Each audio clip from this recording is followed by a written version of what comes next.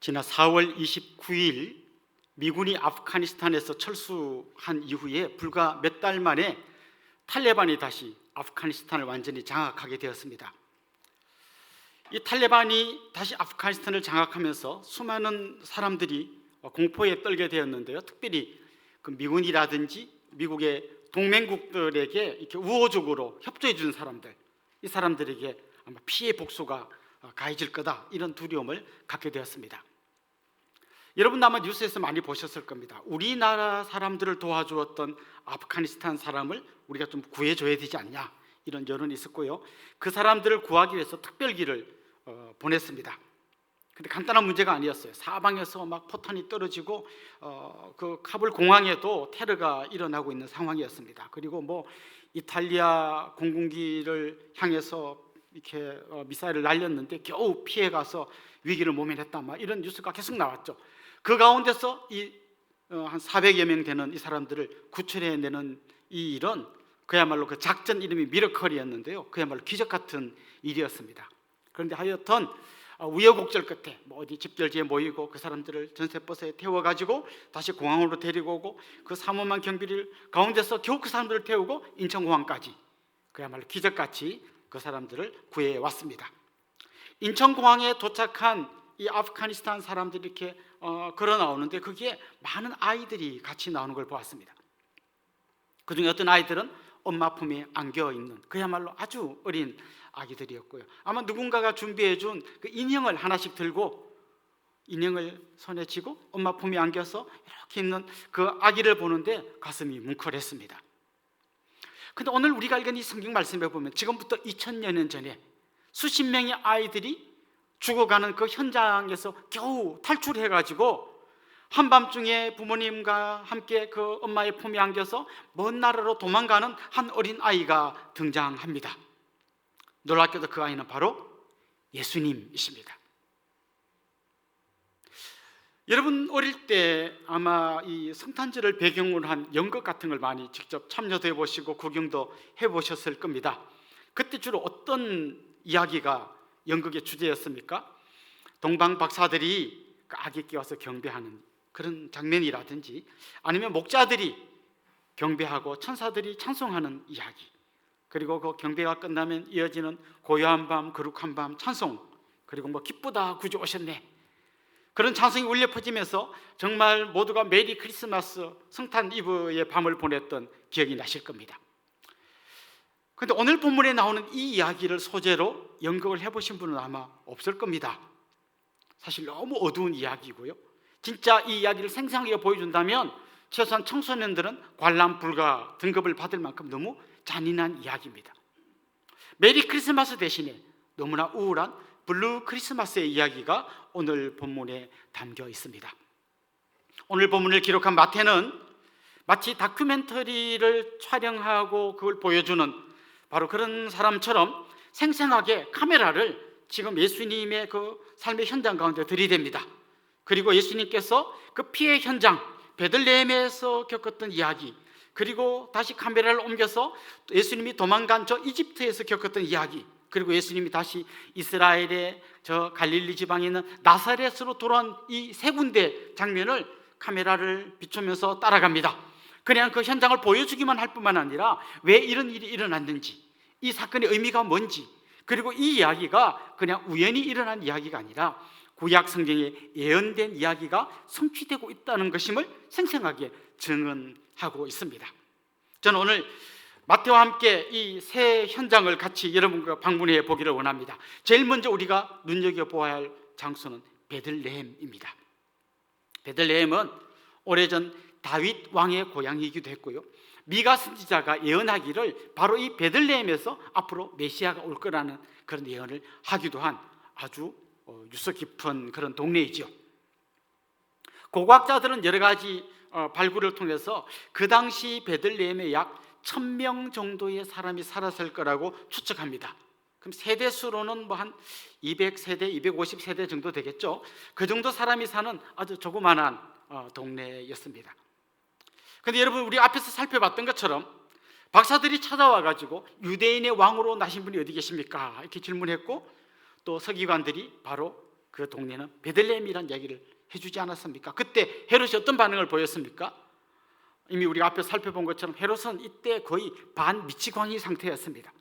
자기의 왕자를 위협할 사람이라면 자기 아내도 자기 자식들도 그냥 한 방에 죽여버리는 아주 악한 사람이었죠. 그런 사람에게 이 베들레헴에서 메시아가 태어난다는 소식은 그 사람이 메시아이건 이건 그게 중요하지 않고 자기의 왕좌를 위협할 사람이라고 생각했고요, 결국 죽이려고 계획을 세우게 됩니다. 근데 정확하게 누구인지 모르니까 베들레헴과 그 인근에 있는 만 2세가 되지 않은 그 아이들을 다 죽여버리라고 명령을 내렸습니다. 그리고 얼마 지나지 않아서 베들레헴에서 그 아기 엄마들의 통곡 소리가 울려 퍼지게 된 거죠. 그야말로 메리 크리스마스가 아니라 너무나 슬프고 우울한 블루 크리스마스의 이야기가 베들레헴의 이야기입니다. 마태는 왜 이 이야기를 예수님의 탄생 이야기에 소개하고 있는 걸까요? 바로 이겁니다. 예수님은 그 참혹한 삶의 현장 한가운데로 오셨다는 것입니다. 여러분, 우리가 이미 살펴보았던 것처럼 예수님은 임마누엘로 오신 분 아닙니까? 우리와 함께하기 위해서 오신 분 아닙니까? 근데 그 예수님은 대충 함께 오신 신용을 하는, 일종의 쇼를 하는 그런 분이 아니라 가장 절망스러운 그 땅에, 아무 희망도 보이지 않는 땅에 피 비린내 나고 수많은 사람이 죽어가는 그 한복판에 오셨다는 거예요. 뿐만 아니라 여러분, 마태복음을 잘 살펴보면 마태복음을 시작하는 이 첫 부분에 이렇게 피 비린내 나는 베들레헴의 이야기가 나올 뿐만 아니라 마태복음 끝부분에 가보면 십자가 위에서 피를 흘리면서 죽어가시는 예수님의 이야기가 나오지 않습니까? 그러니까 예수님은 그냥 이 피 비린내 나는 현장에 잠깐 왔다 가신 분이 아니라 그들이 흘린 피, 그들이 대신 예수님 대신 흘렸던 그 피를 보고 그냥 몰래 도망가신 분이 아니라 수많은 사람들의 아픔과 눈물과 절망과 고통, 슬픔을 자기 어깨에 다 짊어지고 자기가 십자가에 죽으심으로써 우리에게 새로운 소망을 주신 분으로 오셨다는 것입니다. 그 이야기를 지금 마태가 하고 있는 겁니다. 특별히 마태는 예수님께서 베들레헴에서 이렇게 어려운 일을 겪었던 이 이야기를 그냥 우연히 일어난 이야기라고 말하지 않고 예레미야 선지자의 예언이 성취된 거라고 이야기합니다. 여러분, 18절 한번 보실까요? 라마에서 슬퍼하며 크게 통곡하는 소리가 들리니 라헬이 그 자식을 위하여 애곡하는 것이라. 그가 자식이 없으므로 위로받기를 거절하였도다 함이 이루어졌느니라. 예레미야 선지자가 예언했던 게 이루어졌다는 거예요. 여기에 보면 아주 중요한 도시가 나오는데 라마라는 동네가 나오고요, 그리고 여기에 라헬이라고 하는 여인이 나옵니다. 여러분, 라헬 많이 들어보셨죠? 라헬은 야곱이 사랑했던 야곱의 아내였습니다. 그런데 여러분이 잘 아는 것처럼 자식이 없었죠. 언니는 계속 아들을 쑥쑥 낳는데 동생 라헬은 자식이 없었습니다. 그렇게 간절히 자식을 기다렸는데 나중에 요셉을 낳게 되죠. 그리고 또 한 명의 더 아들을 낳게 되는데 바로 베냐민입니다. 그런데 슬픈 것은 베냐민을 낳다가 그만 죽어버렸어요. 그 베냐민은 어떤 사람인가 하면 엄마가 죽음으로써 얻은 생명입니다. 이렇게 베냐민을 낳고는 죽어버렸죠. 그런데 그 라헬의 무덤이 라마에 있었고요, 그리고 나중에 라마가 역사적으로 그 예레미야서에서 보면 어떤 장소로 나오는가 하면 바벨론으로 끌려가던 사람이 이 라마에 집결했다가 거기서 바벨론으로 끌려간 거예요. 지금 이런 얘기를 하고 있는 겁니다. 거기에 라헬의 무덤이 있는데 그 라헬이 이미 죽었지만 우리 흔히 이런 이야기 하지 않습니까? 누가 막 이상한 짓 하고 다니면 아이고 저놈 저러고 다니는 걸 신의 아버지가 지하에서 보고 통곡하겠구나, 이런 얘기를 우리가 하는 것처럼 마치 그런 얘기를 하는 거예요. 라헬이 그렇게 자기 생명을 대신해서 낳은 베냐민과 그런 이스라엘 자손들이 결국은 바벨론으로 끌려가는 걸 무덤 속에서 라헬이 봤다면 통곡하지 않았겠냐, 이런 이야기예요. 그런데 이런 라헬의 통곡 소리가 베들레헴에서도 들리고 있다는 것이죠. 그런데 이 예레미야의 이야기를 좀 더 살펴보면요, 그냥 예레미야의 그 탄식이, 예레미야가 이야기한 그 라헬의 탄식으로 그 이야기가 끝나는 게 아닙니다. 예레미야 31장 16절 17절에 보면 이런 말씀이 이어집니다. 여호와께서 이와 같이 말씀하시니라. 내 울음소리와 내 눈물을 멈추어라. 내 일에 삭슬 받을 것인즉 그들이 그의 대적의 땅에서 돌아오리라. 여호와의 말씀이니라. 너의 장래에 소망이 있을 것이라. 너의 자녀가 자기들의 지경으로 돌아오리라. 여호와의 말씀이니라. 이런 얘기죠. 지금 라헬이 막 진짜 무덤에서 통곡할 만큼 슬픈 이야기가 일어나고 있는데 하나님 뭐라고 말씀하시는가 하면 눈물을 멈추라는 거예요. 이들이 지금 바벨론으로 붙들려가지만 결국 다시 돌아올 거다. 지금은 슬프고 다 자식을 잃어버리는 같은 절망의 이야기처럼 보이지만 결국 다시 놀라운 소망이 기다리고 있다는 것을 이야기해 줍니다. 자, 마태는 지금 이 에레미야 이야기를 소개하고 있는 거예요. 무슨 얘기인가 하면 지금 베들레헴에서 들려오는 이 엄마들의 통곡 소리가 그 절망으로 끝나는 게 아니라는 겁니다. 지금은 통곡하고 울고 있지만 사실은 알고 보면 다시 놀라운 회복의 이야기가, 그 절망에 있는 사람들을 건져주고 우는 사람들의 눈에서 눈물을 닦아주고 아무 소망이 없는 사람들에게 소망을 주는 놀라운 이야기가 사실 이 베들레헴에서 잠깐 머물렀던 예수 그리스도를 통해서 이루어질 거라는 겁니다. 어떻게 이루어집니까?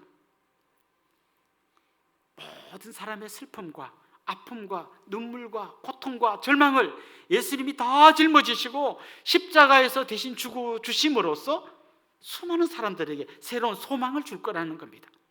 그래서 사실 이 베들레헴에서 들려오는 이 슬픈 통곡의 소리, 방금 말씀드린 이 블루 크리스마스는 결국 예수님을 통해서 메리 크리스마스로 바뀌어지게 된다는 것입니다. 그게 바로 오늘 본문을 통해서 마태가 이야기하려고 한 것입니다. 이어서 마태는 이 베들레헴에서 도망쳐서 애굽으로, 저 이집트로 도망간 이 세 사람의 그 가는 길을 계속 따라가면서 카메라를 비춰주고 있습니다. 아마도 지금 아기를 낳은 지 얼마 안 된 이 산모 마리아는 굉장히 힘든 상황이었을 겁니다. 그리고 금방 태어난 아기도 무척 힘들었겠죠. 그런데 천사가 위험하다고 도망가라고 알려준 그 이야기를 듣고 한밤중에 저 멀리 이집트로 도망을 가게 됩니다. 정확히 어디로, 이집트의 어디로 갔는지는 모르지만 최소한 수백 킬로미터, 아마 걸어서 빨라도 일주일은 걸렸을 그 먼 길을 떠나간 거죠. 이집트의 수도 카이로에 가면 예수 피난교회라는 교회가 있습니다. 예수님이 아마 여기 이 동네 여기쯤에서 피난 와 계셨을 거다 하고 거기다가 그 콥틱 정교회에서 거기다가 교회를 하나 세워둔 게 있습니다. 근데 뭐 진짜 거기 머물렀는지 잘 모르죠. 또 어떤 분들은 이집트의 알렉산드리아라고 하는 도시에 많은 유대인들이 살았는데 아마 그리로 가셨을 확률도 높다, 이렇게 추측만 할 뿐이지 정확하게 어딘지는 잘 모릅니다. 근데 중요한 건 뭔가 하면 예수님이 난민이 되셔서 저 이집트로 도망가셨다는 거예요. 그 살육의 현장에서 사람들이 다 죽어가는 거기서 겨우 살아나가지고 이집트로 도망가셨다는 거예요. 그리고 아마도 이집트 사람들의 도움을 받으면서 그 위기를 넘겼다는 것이죠. 여러분, 이 이야기를 들을 때 이거 어디서 좀 들어본 이야기하고 약간 비슷하다고 혹시 생각 들지 않습니까? 바로 모세 이야기하고 비슷합니다. 여러분, 모세 이야기 이런 거잖아요. 바로가 남자아이를 낳으면 다 죽여라.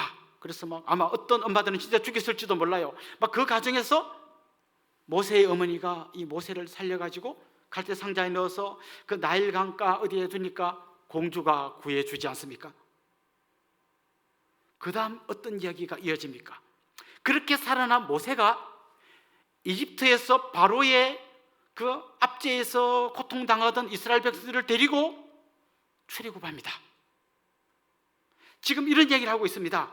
자, 모세가 겨우겨우 살아가지고 이집트 사람의 도움을 받아서 살아나서 그 바로의 압제에 있던 이스라엘 백성들을 구원해낸 것처럼 예수님도 이집트로 도망가서 겨우 살아나셔서 죄와 죽음 가운데서 신음하던 우리들을, 그리고 하나님의 백성들을 구출해 내시는 이야기가 바로 이어지고 있다는 걸 보여주고 있는 겁니다. 그러니까 모세 이야기와 예수님 이야기를 이렇게 살짝 비교하고 있는 겁니다. 실제로 예수님은 그곳에서 고통 가운데 있던 이집트에서 고통당하고 있던 수많은 사람들을 건져낸 모세처럼 죄와 죽음에서 신음하는 수많은 사람들을 건져주신 분이십니다. 호세아 11장 1절 말씀을 오늘 마태가 인용하고 있는데요, 그게 마태복음 2장 15절에 나옵니다. 한번 보실까요? 헤롯이 죽기까지 거기 있었으니 이는 주께서 선지자를 통하여 말씀하신 바 애굽으로부터 내 아들을 불렀다 함을 이루리 하심이라. 모세가 애굽에서부터 그 아들 그러니까 하나님의 장자와 같은 이스라엘 백성들을 구출해 낸 것처럼 예수님도 우리를 죄와 죽음에서 건져내신 분이라는 거죠. 우리 앞에 살펴보았던 마태복음 1장 21절 말씀에 보면 이런 말씀이 있었잖아요. 아들을 낳으리니 이름을 예수라 하라. 이는 그가 자기 백성을 그들의 죄에서 구원할 자이심이라 하니라.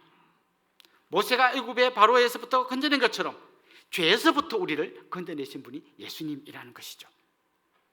실제로 신약 성경에 보면 출애굽의 여러 이야기들을 예수님이 오셔서 성취했다는 것을 계속 말씀하십니다. 예를 들면 출애굽할 때 유월절 있었잖아요. 장자들을 다 죽일 때 어린 양의 피를 문지방에 발라둔 이스라엘 백성들의 집은 천사가 뛰어넘어갔잖아요. 그것처럼 유월절 어린 양이신 예수님의 십자가의 보혈을 의지하는 사람들에게 심판은 없다라는 이야기를 신약 성경이 이야기해 주고 있습니다. 홍해를 걷는 것은 마치 우리가 세례를 받은 것과 같다. 이전에 나는 죽고 새로 나로 태어난 것과 같다.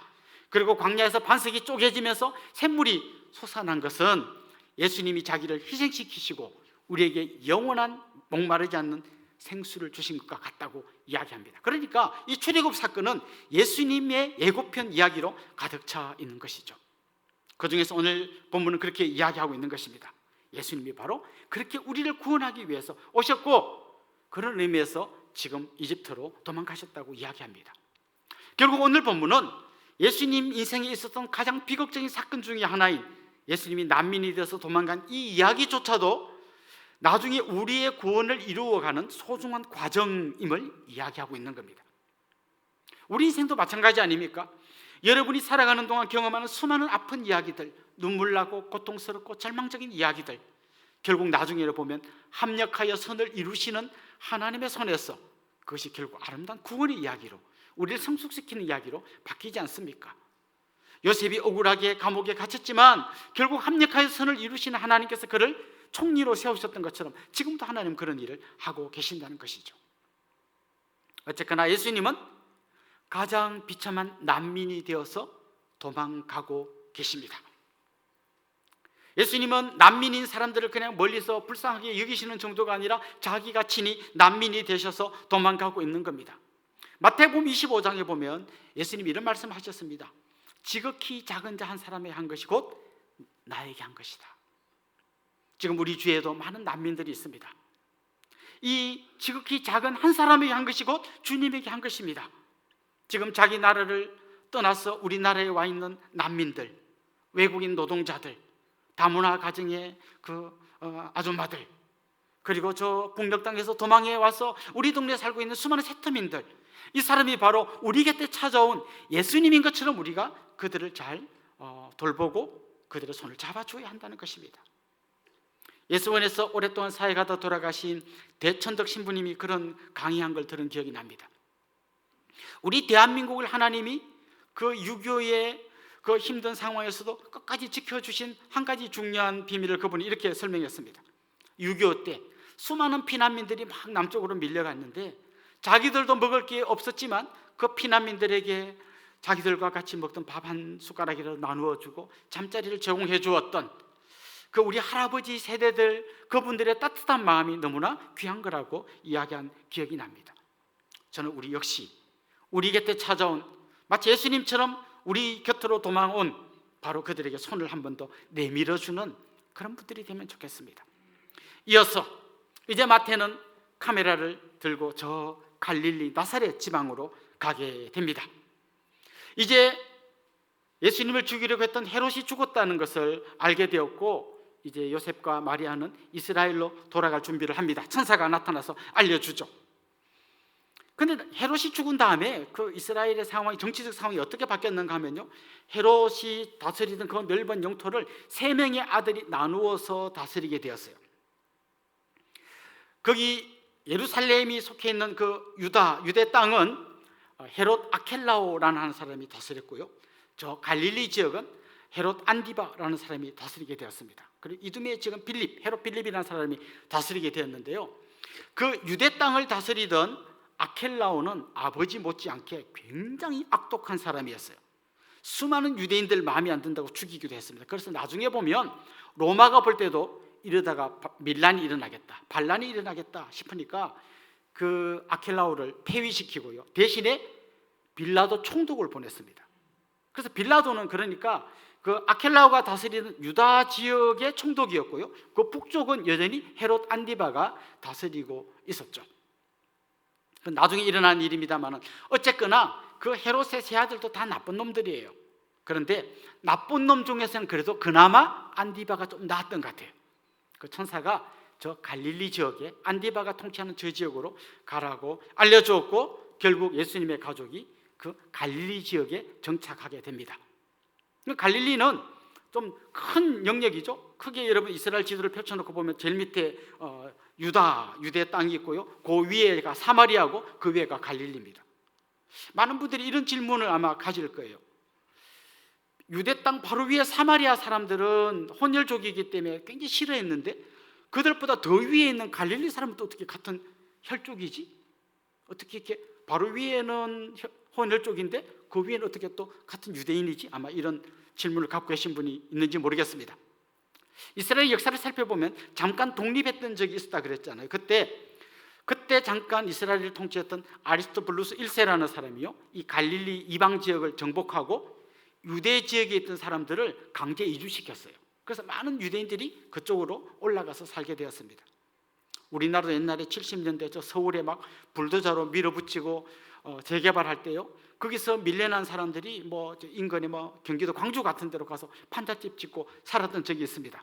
지금은 뭐 광주가 굉장히 좋아졌습니다만은요, 그거 비슷한 거죠. 그렇게 밀려난 사람들이 이 갈릴리 지역에 가서 살게 된 것입니다.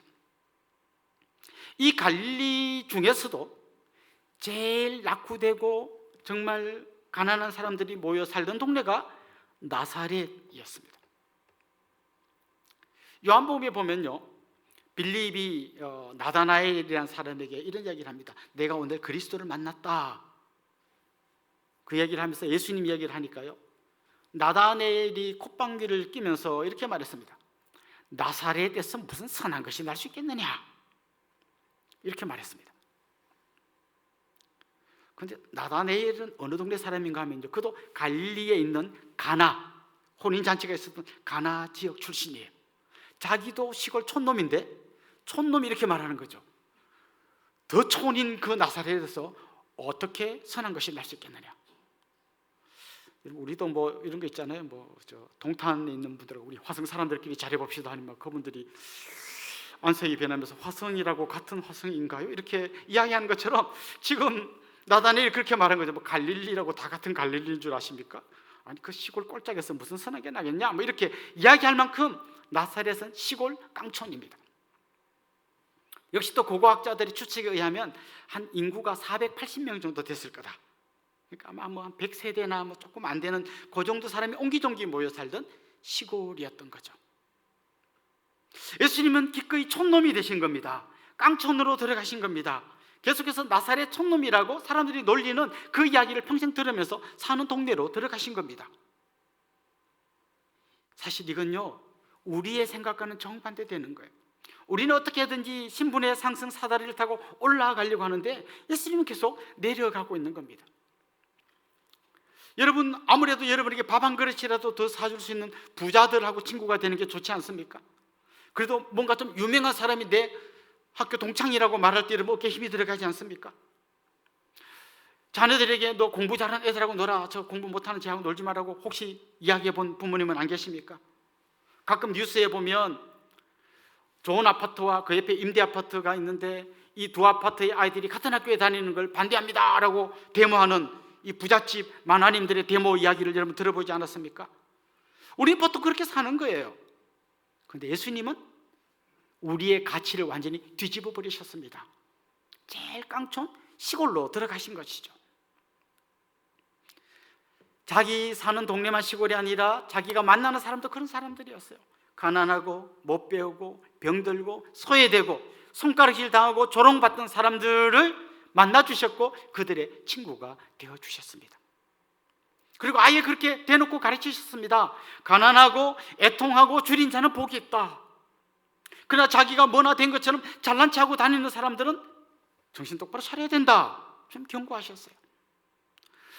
하나님 저를 불쌍히 여겨주십시오. 눈물로 기도한 세리는 칭찬하셨고, 어깨에 힘주고 자기 잘난 맛에 살던 바리새인은 경고하셨어요.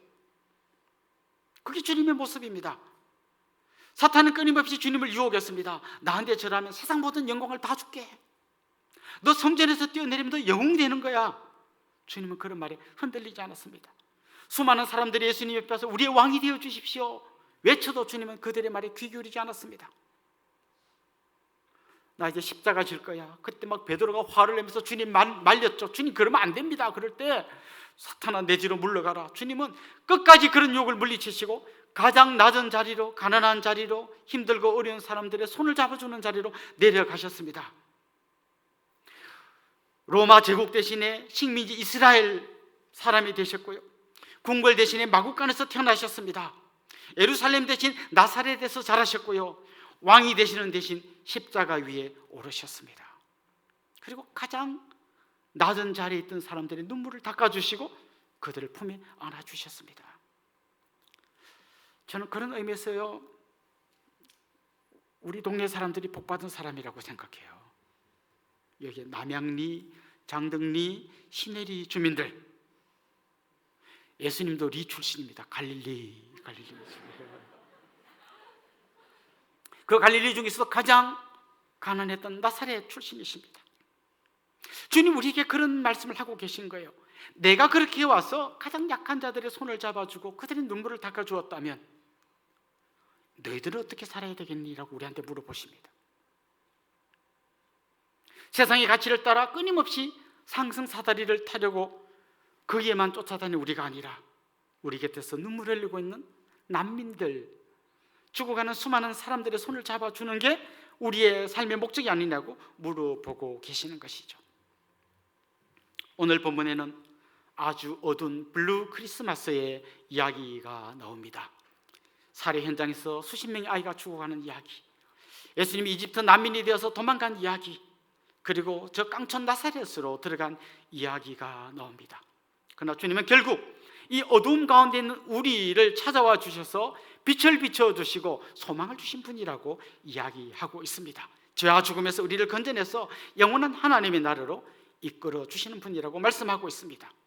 여러분 한 분 한 분이 이 복된 소식을 전하는 아름다운 은혜의 통로, 축복의 통로가 될 수 있기를 주님의 이름으로 축원합니다.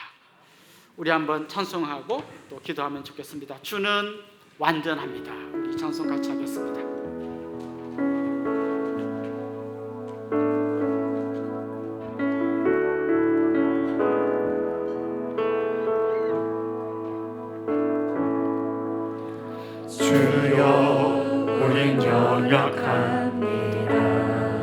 우린 오늘을 힘겨워합니다.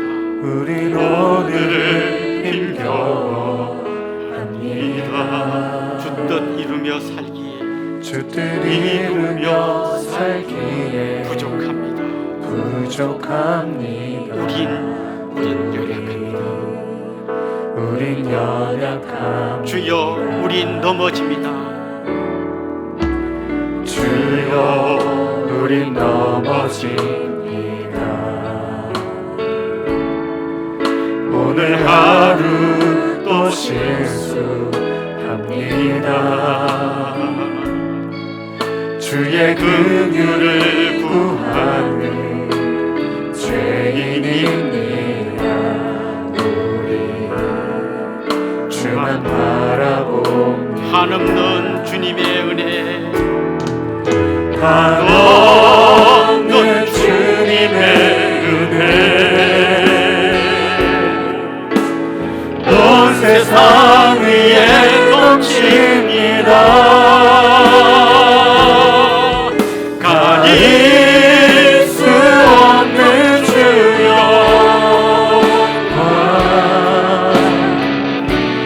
온 땅 위에 충만합니다. 주님만 이 길이 오니 우린 그 길 따라갑니다. 주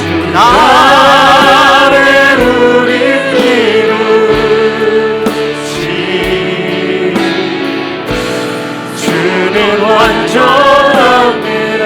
한없는 주님의 은혜, 한없는 주님의 은혜, 온 세상 위에 넘칩니다. 가릴 수 없는 주여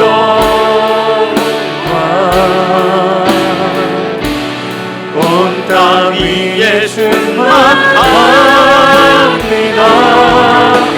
주님만이 길이 오니 우린 그 길 따라갑니다. 그날에 우리를 이루신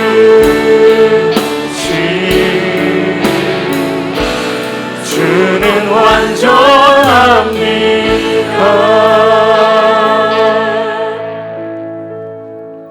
우리 말씀을 생각하면서 같이 기도하면 좋겠습니다. 태어나자마자 살해의 위협을 당하시고 난민이 되어 피난 가셨던 주님을 생각하면서 기도합시다. 나사렛 깡촌에서 사람들의 무시를 받으면서 자랐던 주님을 묵상하면서 기도합시다. 완전하신 주님께서 약한 자가 되셨던 것은 우리를 죄와 죽음에서 건져내시고 약한 우리를 주님의 이름으로 강하게 하시기 위함이었습니다. 그 주님께 우리의 약함과 부족함을 고백합시다. 주님, 우리를 불쌍히 여겨 주십시오. 우리 약함을 아시는 주님께서 우리 손을 붙잡아 주시고 하나님의 백성으로 든든히 서게 해 주십시오. 우리 이런 제목을 한번 합심해서 통성으로 기도하겠습니다. 하나님 아버지, 오늘 우리에게 주신 이 말씀을 우리의 가슴에 소중하게 담습니다. 살해의 위협의 현장에서 도망쳐서 난민이 되어 이집트로 가셨던 수많은 사람들의 조롱을 받으며 나사렛 촌놈이라고 말씀드렸습니다. 그렇게 사시면서 끊임없이 낮은 자를 찾아와 주시고 마음이 상한 자를, 그리고 고통 가운데 눈물을 흘리는 자를, 어려움 중에 신들을 만나주시고 그들의 눈에서 눈물을 닦아주시고 그들의 상처를 피하여 주시고 회복시켜 주시고 마치 마침내 십자가에 오르셔서 우리의 모든 죄를 짊어지시고 우리를 죄와 죽음에서 건져내신 주님, 주님의 그 크신 사랑, 그 은혜가 우리를 압도하게 하여 주옵소서. 하나님, 그 은혜 가운데 잠기게 하여 주옵소서. 날마다 그 하나님께 자비와 공의를 구하는 우리가 되게 하여 주옵소서. 주님, 우리를 불쌍히 여겨 주옵소서. 우리의 약함과 부족함을 아시는 주님, 우리 손을 붙잡아 주시옵소서. 고통 가운데 신음하는 자들의 손을 잡아 주시옵소서. 오늘도 그렇게 가난한 마음으로, 그렇게 굶주린 마음으로 주님 앞에 나아가는 수많은 사람들, 애통하는 사람들, 주님 위로하여 주시옵소서. 한 번 더 기도하겠습니다. 모두가 기뻐하는 성탄절에 외로움과 슬픔, 절망 가운데 있는 우리 이웃을 위해서 기도합시다. 병석에서 신음하는 사람들, 경제적으로 무너진 사람들, 외국에서 온 나그네들, 주님께서 그들을 만나주시고 위로해 주시고 치료해 주시도록 기도하면 좋겠습니다. 가장 약한 자리에 오셔서 우리의 모든 약함을 짊어지셨던 주님께서 그들의 눈에서 눈물을 닦아주시고 위로해 주십시오. 우리도 주님의 마음으로 그들을 돌아보게 해주십시오. 우리 이런 제목으로 한 번 더 기도하겠습니다. 하나님 아버지, 성탄절이라고 새로운 해가 다가온다고 모두 다 기뻐하고 노래하는 이 시기에 고통 가운데 신음하는 우리의 이웃들이 있습니다. 사랑하는 우리 성도들이 있습니다. 쉽게 치료되지 않는 질병의 터널에서 신음하는 우리 성도님들의 눈물의 기도에 주님 귀를 기울여 주시옵소서. 그들에게 치료의 광선을 발하여 주시고 세상이 이해할 수 없는 놀라운 위로와 기쁨과 평강을 선물하여 주옵소서. 하나님, 친히 그 위에 보혈의 손을 올려주셔서 치료와 회복의 역사가 일어나게 하여 주옵소서. 우리 곁에 찾아와 있는 가난하고 소외된 이웃들이 있습니다. 외국에서 온 나그네들이 있습니다. 저 북한에서 탈출한 선생님들이 있습니다. 주님, 저들을 우리의 가슴으로 품게 하여 주옵소서. 주님께서 저들을 찾아가 주셔서 위로하여 주시고 세임과 용기를 다하여 주시고 세상이 알지 못하는 큰 생각과 기쁨으로 충만히 채워 주시옵소서. 우리도 주님의 그 마음을 알아 우리 곁에 찾아온 작은 예수, 그 주님의 마음으로 그들을 찾아가서 그들을 만져주고 위로해주고 손잡아주는 저희들 되게 하여 주시옵소서.